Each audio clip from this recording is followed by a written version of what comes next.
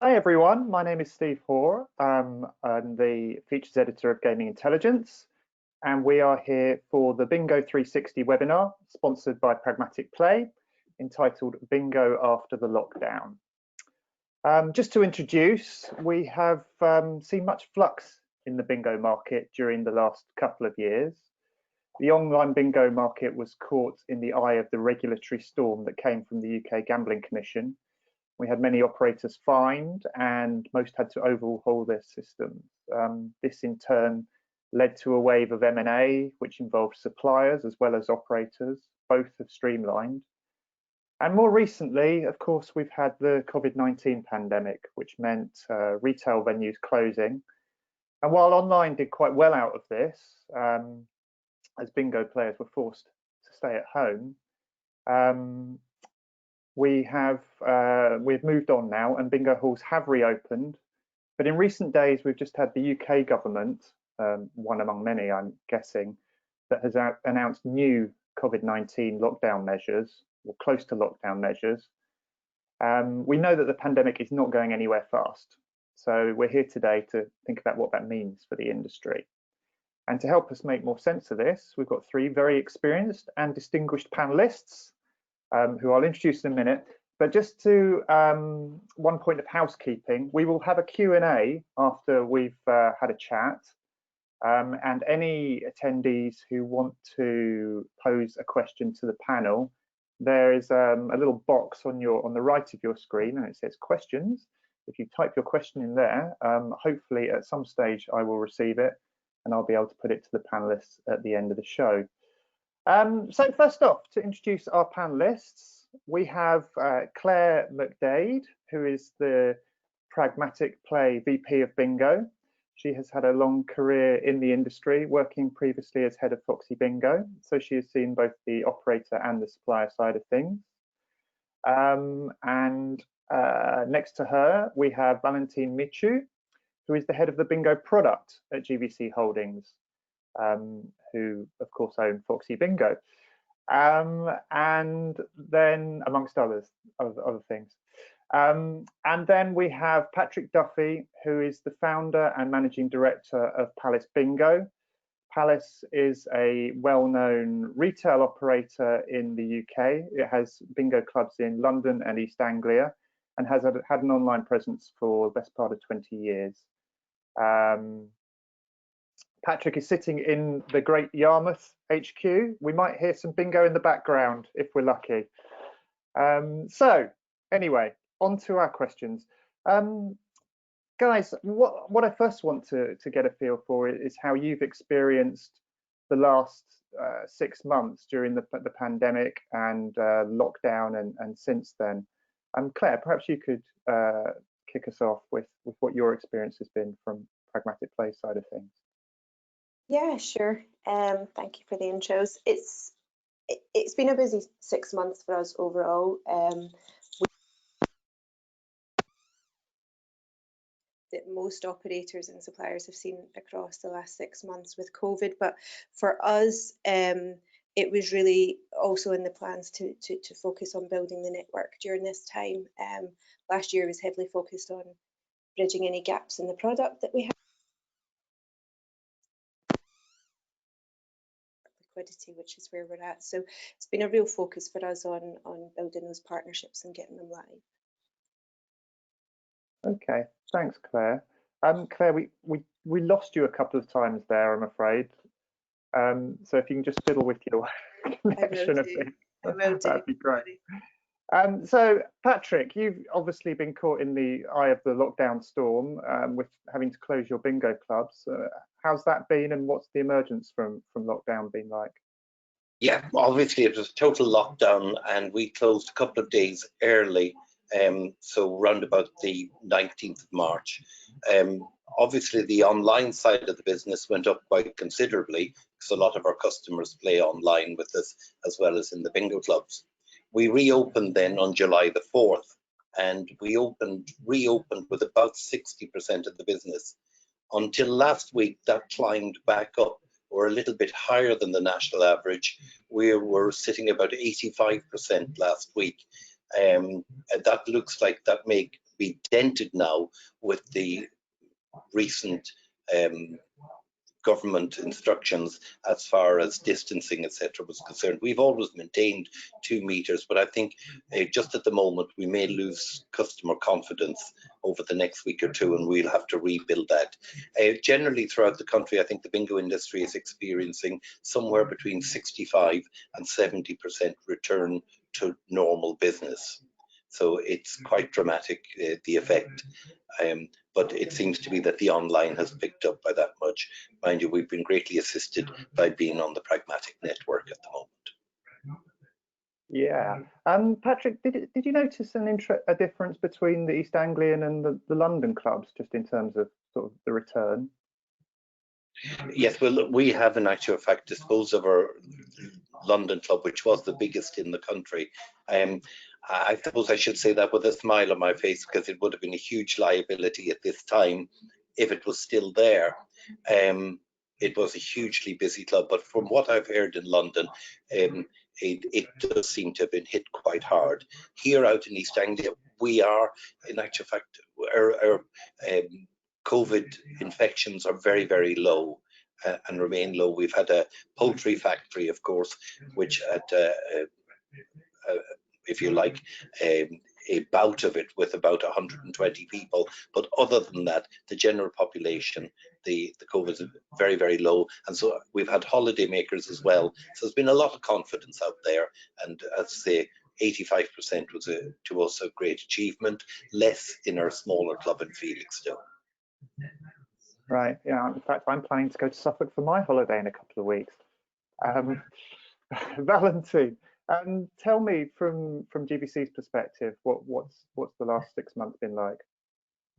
Like Patrick mentioned, from GVC perspective, we've seen as well an online growth on our bingo verticals, and we are focusing to give the club players like-to-like experience on our online product.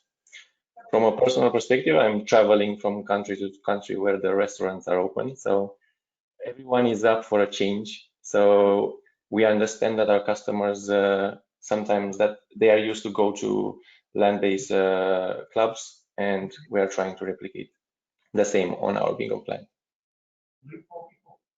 And how are you doing that? How's replicating the club's online work? So the biggest part about online about clubs is the community feel and the community aspect of bingo. And through the chat experience, through our chat hosts that are focusing on the well-being of customers, they can speak on certain chat groups only about social interactions and events, and we are trying to be close to and understand how this pandemic affects every customer, and we're trying to provide some entertainment while they are stuck in homes or while they are bored during the lockdown. Thank you, Valentin. Okay, let's talk about product. In the introduction, I mentioned the regulatory storm around bingo. Now, this seems to have passed and moved on a bit to other casino products. Can we talk a bit about the positioning of online bingo compared to casino products? Does the product's relative softness, its slower speed, represent an opportunity for bingo operators in the current climate? Patrick, perhaps you could start with that one. Yes, well, we're referring to the regulatory storm, but in actual fact, probably in the land-based, this storm has been going on for 40 years. So it really did attract after 2014 into the online business. And as the operators were made to come on shore here in the UK, certainly then in 2017, 2018, the Gambling Commission really homed in on online gambling and all the problems associated with it. As far as we're concerned, because the land-based is subject, it's not regulated, land-based bingo, but of course land-based casinos most definitely are. I find that the Gambling Commission are taking a very, very similar approach right across the piece, if you like, as far as gambling is concerned, though bingo is seen as a much softer product. But as we all know, of course, most of our sites are in actual fact a mixture of casino games, live casino and bingo. So we're going to see, I think, more and more restrictions, regulations, and general advice. And the safer gambling is hugely right at the top, I think, of the Gambling Commission agenda. And we all have to be aware of that.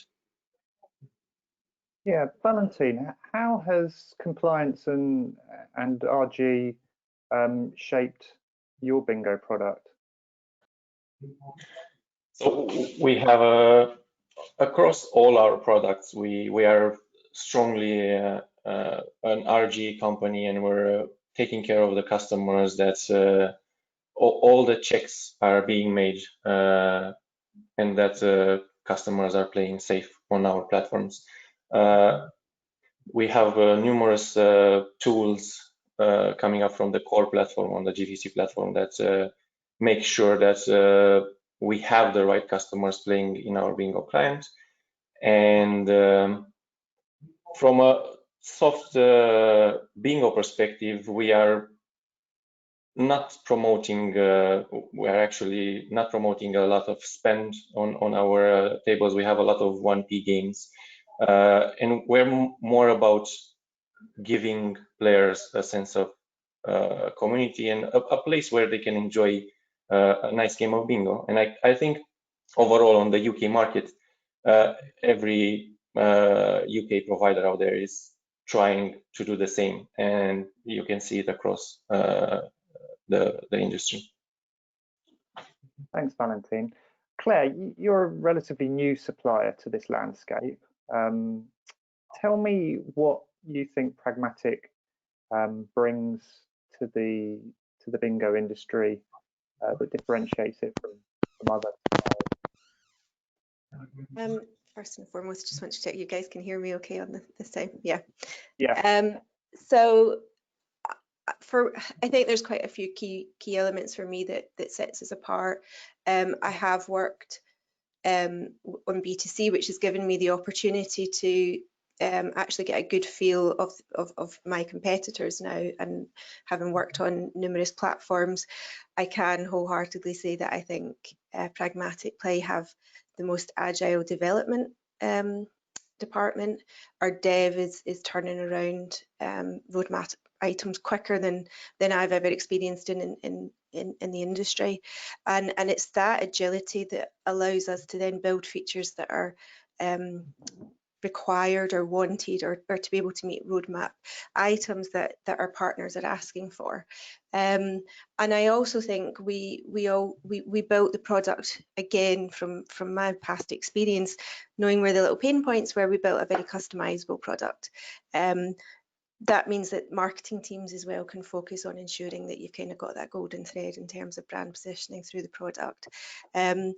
But equally, from a dev perspective, we built a modular product, which means that you can take different elements of our product, and therefore it's not just a kind of copy and paste job, which a lot of them can look like across other network providers.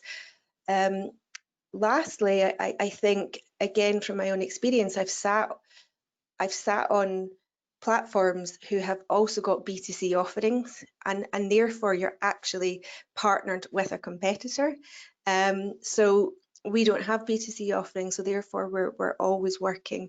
There's kind of no collision there. We're always working with the best intentions of who we partner with, and I think that's a big point as well. Thanks, Claire. Patrick, you switched to Pragmatic Play, didn't you? Why did you do that? What was the attraction? Well, yes, we when we originally launched, and we stayed for 16 years with them, we were with Parlay from Toronto, and they were very good back in the early 2000s. The problem with that they didn't update, they didn't do any great development. The bingo product was a very, very basic bingo product.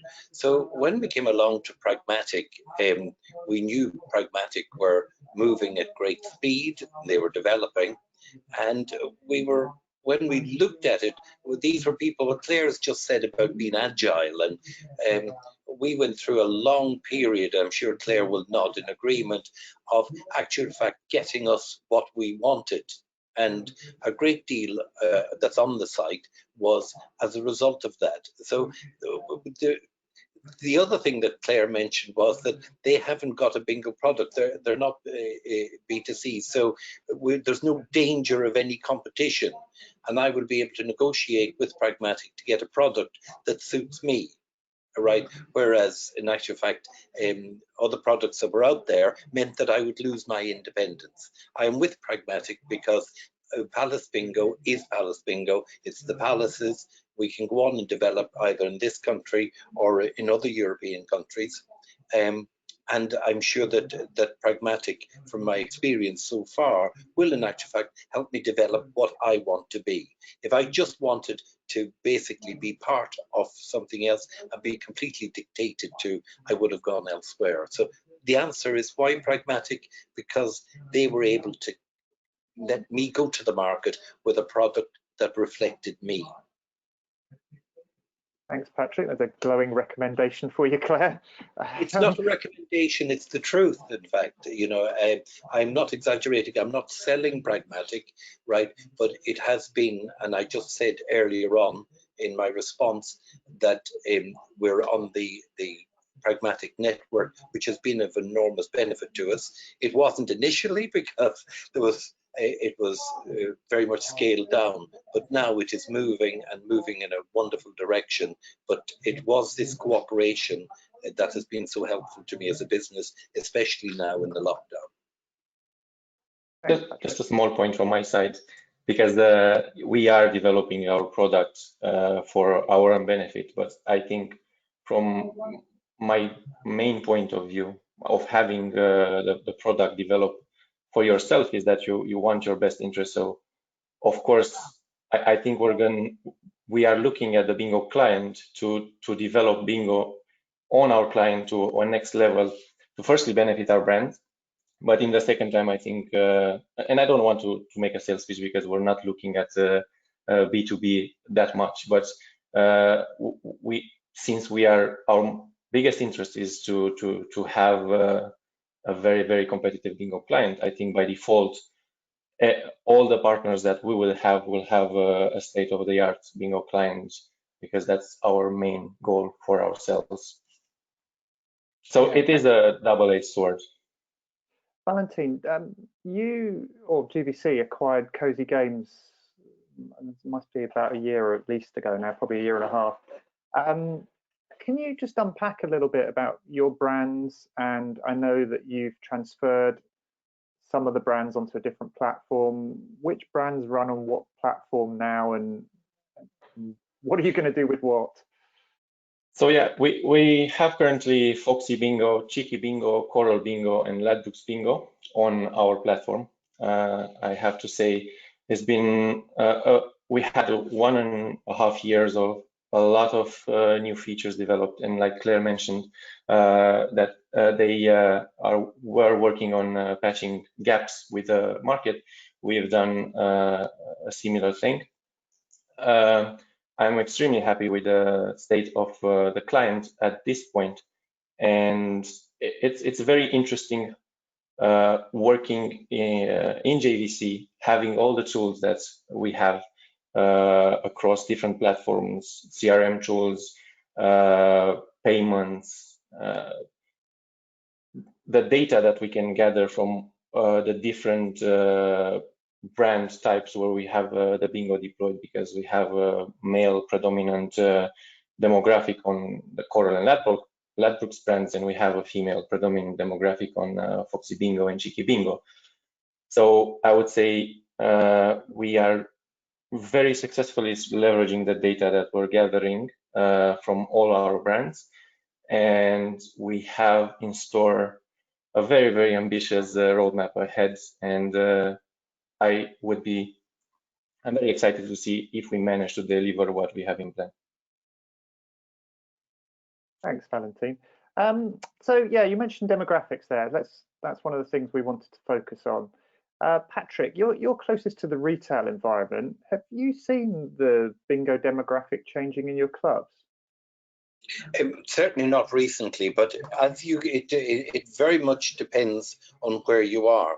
If you were taking the London demographic for playing bingo, the day is split very, very much in two. You've got the afternoon and the evening. In London, it's very, very much a sort of under 60, under 55 age group, and people from 18.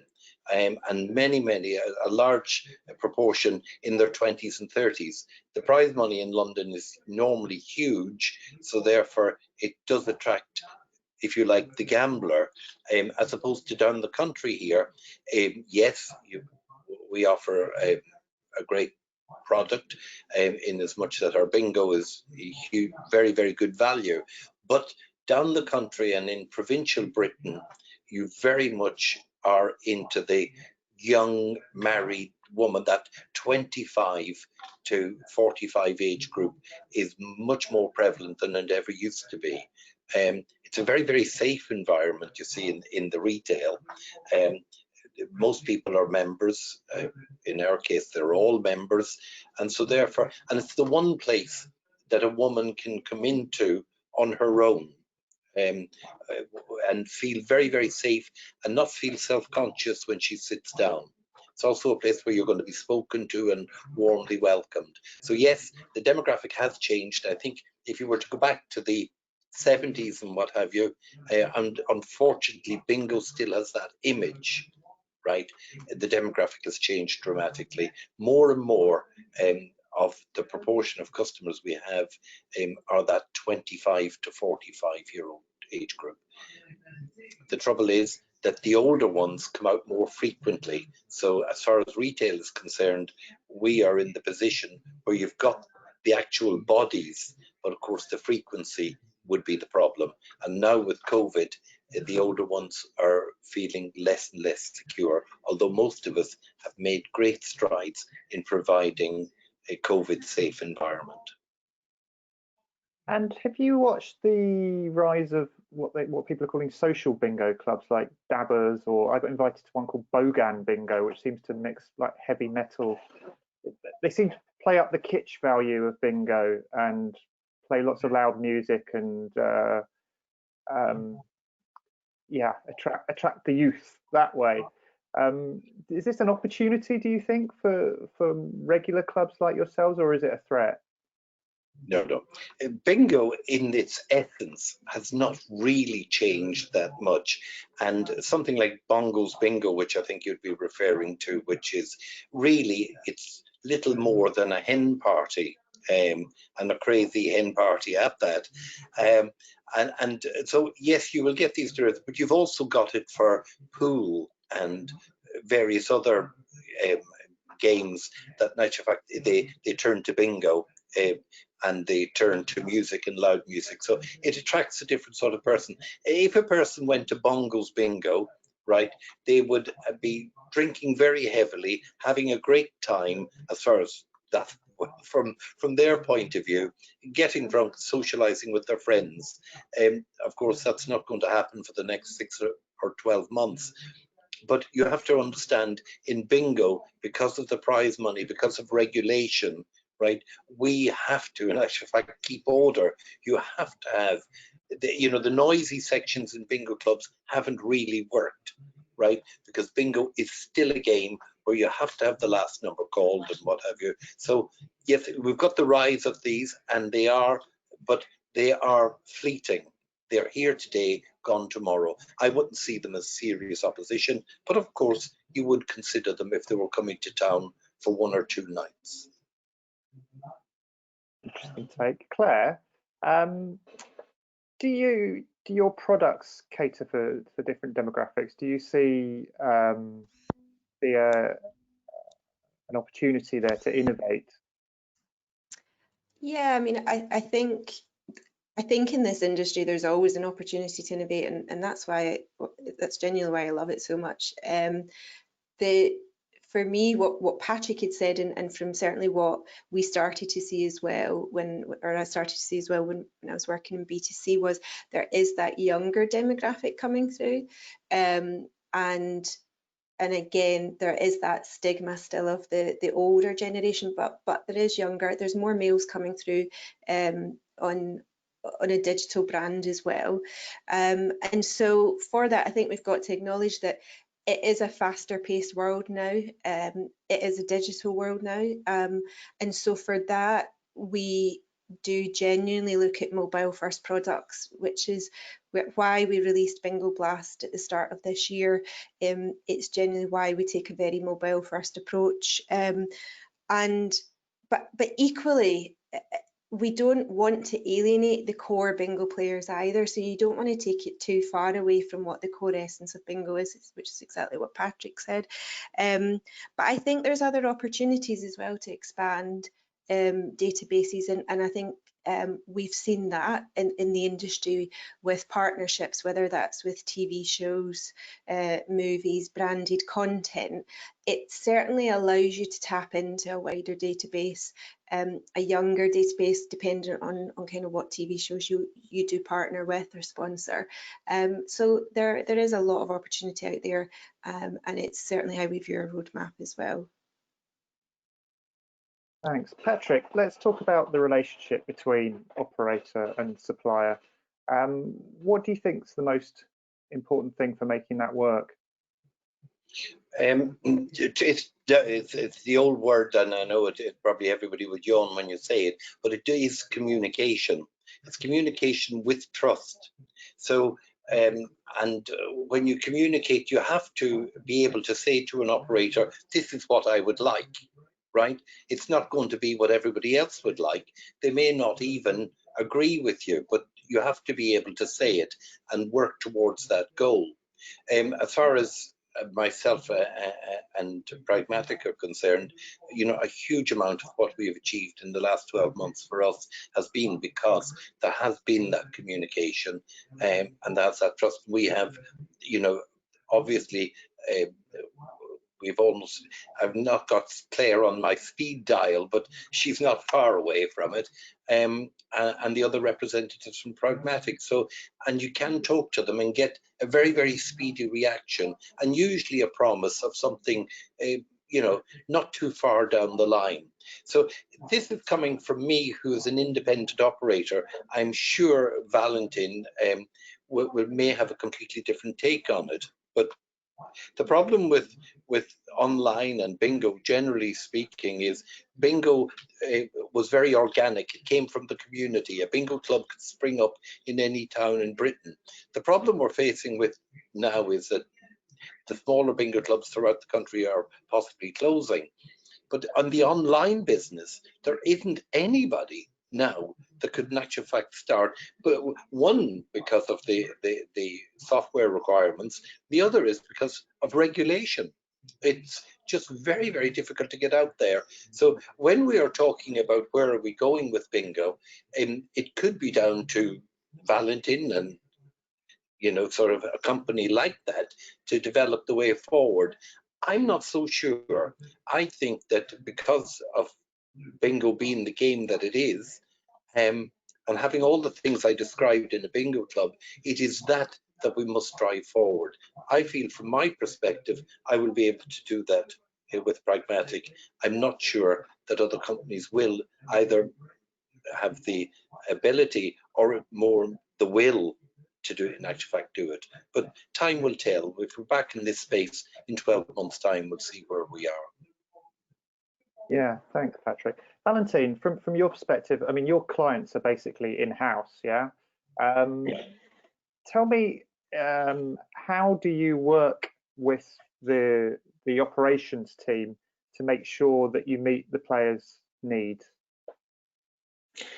The keyword for our product is flexibility. I am, even though I'm a very strong, I'm pushing forward a lot of technology and innovation, I still believe that tradition and going back to the roots with bingo is very, very important.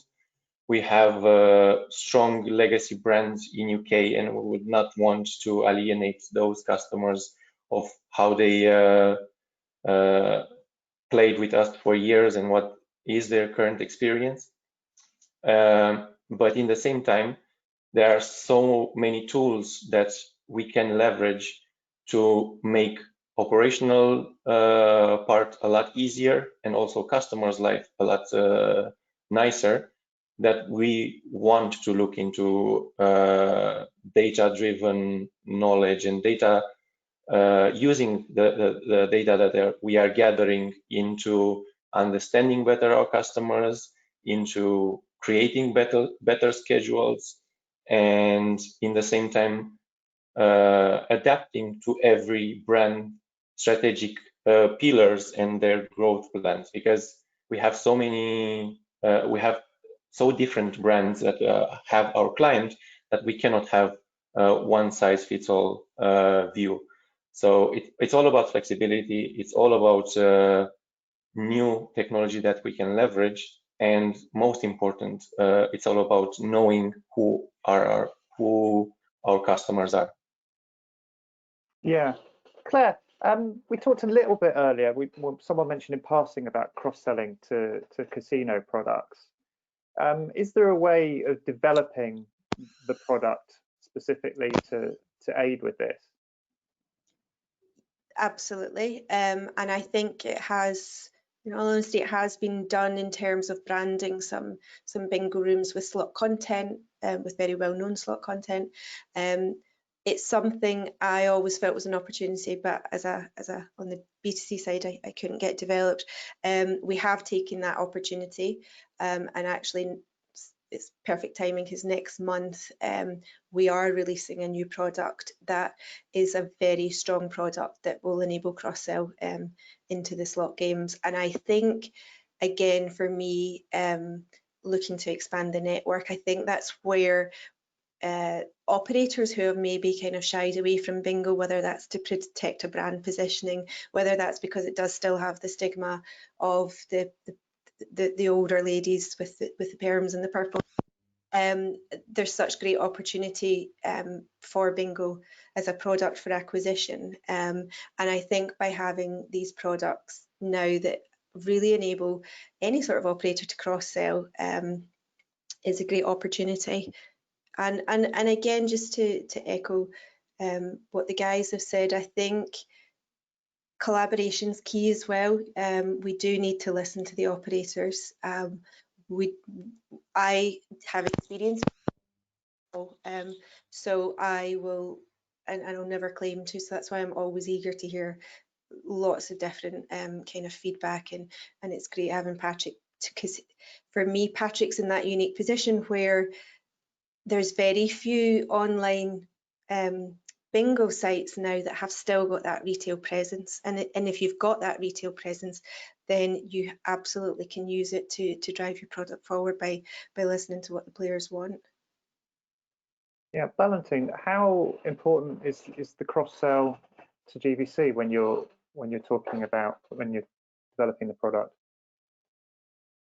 It's extremely important.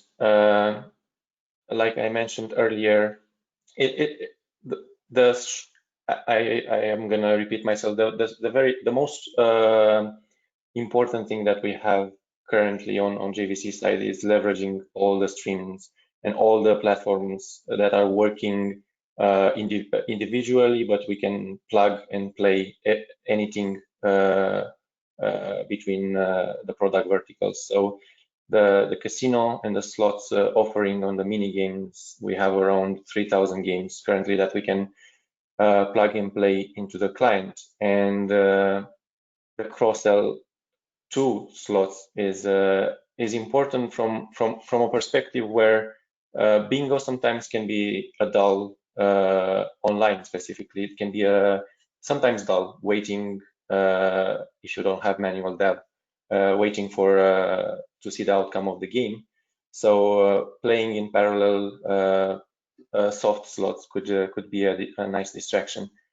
And in the same time, because we're looking to not we're having a very RG friendly look towards the spend in our bingo client, we're looking to that the slot content on our bingo client is a lot softer, and also like a lot of retention tools, a lot of free games that can be enabled and played in the client.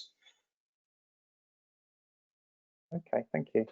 Just a reminder to our attendees, I've got a couple of questions, but if you've got any more questions on the right hand there, we will be answering them fairly shortly. Yeah, just type them in under the bit that says questions, and we'll attempt to answer them. The title was called After the Lockdown, so let's look into the future a little bit. Patrick, without a change in society's outlook on COVID-19, we're likely to see more lockdowns, or certainly aspects of lockdown, whether that's early closing times, like the UK has just introduced, or whatever. How does this affect the bingo industry, both online and retail, I guess? Okay, well, the retail, it's very, very simple. It hardly impacts it at all if the curfew is 10 o'clock. If that curfew moves down, it will have a huge impact on the evening business, which represents approximately 2/3 of a bingo club's income. So 10 o'clock, virtually none. It may have some impact on the slots in the bingo club. That's as far as the retail is concerned. So you would expect very little change online, other than what I've said earlier about the confidence of the customer to come to the bingo club. Some may, in actual fact, choose to stay at home. So that will damage the retail a little more. So initially, as long as we stay where we are, there's going to be very little change. Which is what I really think may be happening, is that this introduction to curfew and the Prime Minister's speech is leading us in to a more difficult situation in 2 to 4 weeks down the line, and that's going to depend on the infection rate. If that rises significantly, I think we could be facing a lockdown, and I think if we get locked down, it'll possibly last until April. It'll be Easter before we come out of it. That is my take on the situation. Yeah, Claire, does this result in more? I mean, it will result in more competition online, but how could suppliers embrace this competition to deliver something a bit different?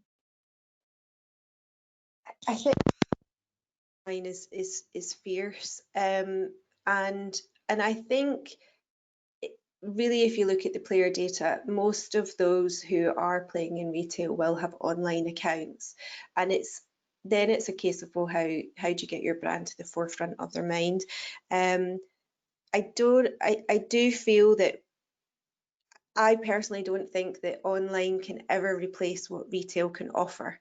Patrick has said it, and I've seen it when I've been in the clubs. It's not just about sitting at your computer. It's about, or it's not even about the win element or the am I going to win element. It's about the social element. And in bingo clubs, you can see 3, if not 4 generations of a family sitting around a table playing bingo. That's, for me, it's that's a goal. That's a big question. How can we bring that online? How can we get that online?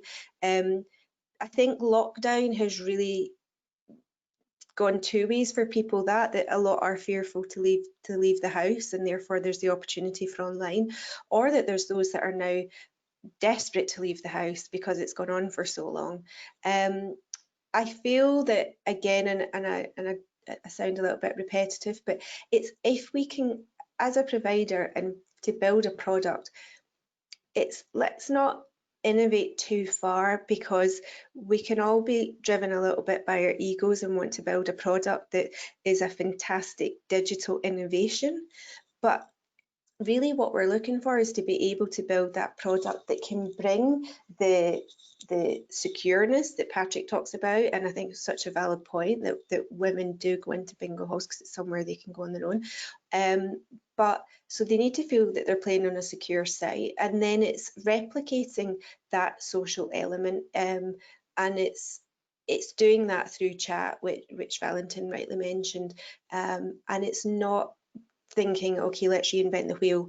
I feel we've really got to walk, from a long time ago, when I first started out in bingo, we were forced to walk in our customers' shoes, and we did have to go to the bingo halls, and that's a great eye-opener. And I think when you work in digital for too long, you can become too focused on the tech element. So for me, the way we can get ahead is by going back to basics, walking in our customers' shoes, and really capturing the element of what are they getting in the clubs that we can bring online.